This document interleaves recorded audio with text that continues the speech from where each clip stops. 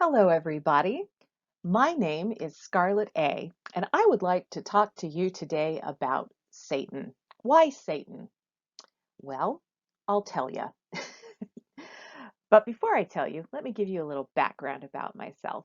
I am a former member of the Church of Jesus Christ of Latter-day Saints, also known as the Mormons, although that term seems to be anathema these days.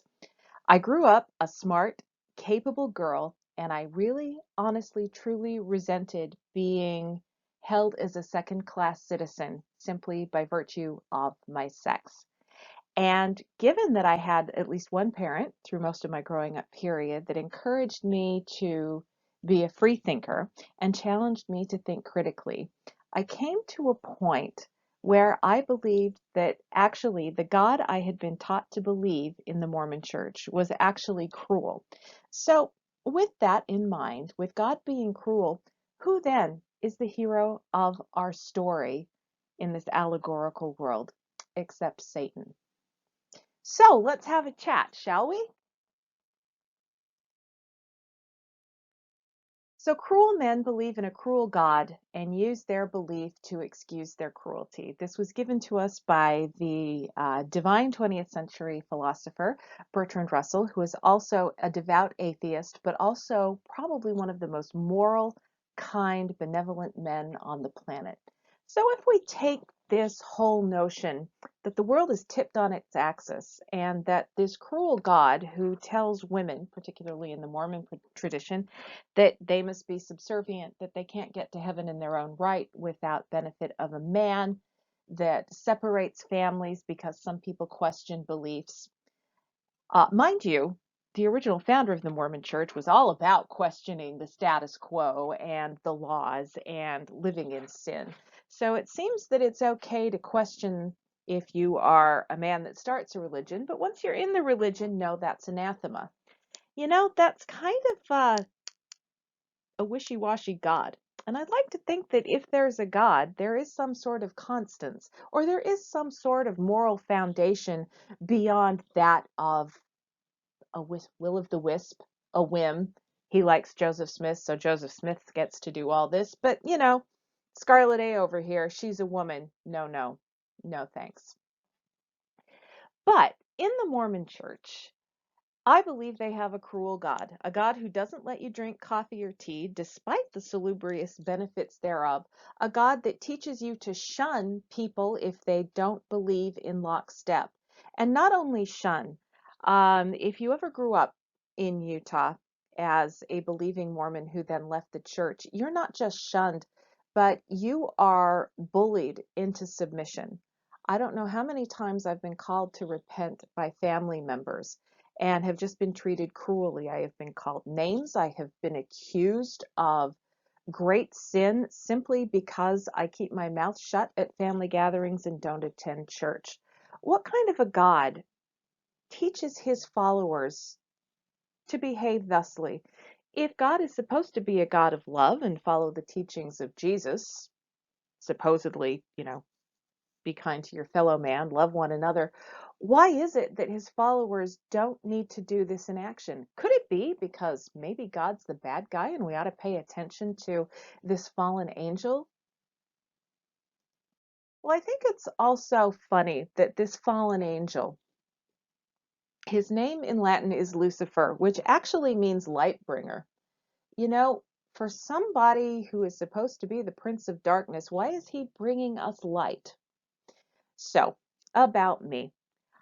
I am not a believer in evil. I am a profound believer in morality and love and doing good unto your fellow man and leaving this earth a better place than you found it. I don't believe in spiritual possession. I don't believe in the devil of Anton LaVey or Rosemary's Baby. But let me tell you, I can buy in to Satan as a character. Let's just think of Satan in paradise. So Adam and Eve, who have absolutely no knowledge of anything, are put into the Garden of Eden as supposedly tabula rasa, their psyches. and are simply given a set of absolute rules. Do this, don't do that. Don't eat this fruit, do eat that fruit. Don't do this, don't do that. And supposedly they have no knowledge of good and evil. They are just supposed to do as they're told by a God who gives them no rationale. They are naked in the garden. They have no choices. They are basically just in a gilded cage. So here's this Lucifer, Satan character. He believes that this is a false way to live. He doesn't believe that people should be kept in gilded cages. So he goes to Eve, who is naked, uneducated, cannot fend for herself in an outside world, outside the structured environment or this gilded cage provided by the Creator. And he asks her what kind of life she would like to have. Do you want to know the secrets? Do you understand why you're being given these rules? And Eve says yes. Okay, so I'm still having a hard time understanding why Lucifer, a man who wants to educate, clothe, and teach women to fend for themselves, is such the bad guy, and why we say that Eve was evil for wanting a little bit of knowledge and not having a patriarchal man in heaven who she can't see make her determinations for her. This seems to me like it was an impossible choice. If you are of the fatalist cast of Christianity, that this was set into motion and it was unchangeable, then Eve was set up and Satan had no choice but to be evil. And if Satan had no choice but to be evil, that kind of kills any sort of idea of free will. Also, if Eve was set up, how could she ever have any free will? So that kind of kills the whole notion of free will that a lot of Christians seem to believe in. So that kind of tears the myth down right there. Or if this was done without free will, if this just happened because, Satan was anti-God and Eve was just curious, what does that say about God's willingness to forgive Lucifer, who simply just wants to have a conversation about what's possible with Eve and, suggests she eats some fruit to see what happens? Well, that would indicate that it's a cruel God, cruel, arbitrary, and capricious. So I'm kind of liking this whole idea of Satan as an agent provocateur, as the original scientist, if you will. What would happen if?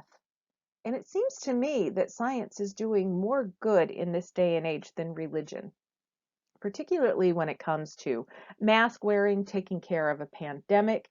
It is the scientists on the front lines who are really trying to affect change, and it is the Christians who are having these weekly super spreader events in their churches and fought for the right to congregate in a pandemic and are spreading all kinds of little creepy crawly germs. So Satan is a feminist. I can get behind that notion of Satan. So tell me again why he's the bad guy and God's the good guy. I don't know. So why the Satanic Association? Well, me, like anybody who grew up Christian, when we think of any kind of association with a satanic organization, we automatically think about black masses and sacrificial murders, like the rumors that were going around in the 80s, and that you belong to all of these blood drinking cults. Well, yeah, that's kind of the connotation. And I kind of wanted to stay away from that in my adult life, despite the fact that I had all these philosophies and asked all these questions about the literary integrity of the Bible and Lucifer. So, you don't want to associate yourself with Anton LaVey or any of the blood drinking, sacrificing cults out there. But I'll tell you why I have associated myself with this satanic organization. 4 years ago, my daughter came home and said she wanted to join the Satanic Temple of Portland. I, of course, thought, oh my God, no, you can't go out and say you're a Satanist. People are going to think you're one of these crazy people. But then she showed me what the Church of Satan actually did. Their, serv- their service projects and their so-called article of faiths were all about serving the poor, serving the downtrodden, and affecting change in society that made for a better world. The first service project she participated in didn't just collect money for homeless people, but what it did is it collected contraception and feminine products for homeless women. Many homeless women are vulnerable and don't have access to the basic necessities of hygiene. And this spreads disease, particularly among women. And many women who are homeless and at high risk in society are often forced against their will into a sex trade. And that, of course, brings about unwanted pregnancy and disease. But by bringing them contraception and hygiene products, they give the most vulnerable in our society some sort of power. And when she gave me the information that had been very well researched behind this service project, I was on board. Homeless women who have access to basic hygiene and contraception are far more likely to improve their circumstance and get out of their vulnerable situation than are women who are left without it. And also women who have these small empowerments are also not burdened by unwanted pregnancies and the problems that unwanted pregnancies bring about, particularly if children are born addicted to drugs and have other health problems because of the vulnerability of the mother. That to me said something. If this is what Satanism is about, if it is about helping humans, and if God's the bad guy, it seems to me that the opposite of the God that I have always found cruel is to be a supreme humanist. And if the humanists are congregating under the banner of Satan, well, then so be it. Other projects that she has worked on through the Satanic Temple are collecting school supplies for homeless children, collecting sack lunches for homeless children, truly getting out there and planting trees to help the environment, not just collecting money and throwing money, but actual spending time with vulnerable people and helping vulnerable ecosystems survive. So if we are to believe the Bible and follow its heed to hurt not the earth, doesn't seem to me like any Christian association is helping out much, but I really saw this organization as helping. So if that's what people believe in, maybe we need to take the evil power away from the whole notion of Satan and Lucifer the light bringer. Also, here's my issue. I don't believe that good and evil is inherent. I think rules are ridiculous, and my problem with organized religion, Mormonism in particular, is that we're given this list of rules. Do this, don't do that. Don't drink coffee, don't drink alcohol. Not, hey guys, be careful in everything you do, but these hard and fast rules. So if God is giving us these rules, he might have an underlying reason for them.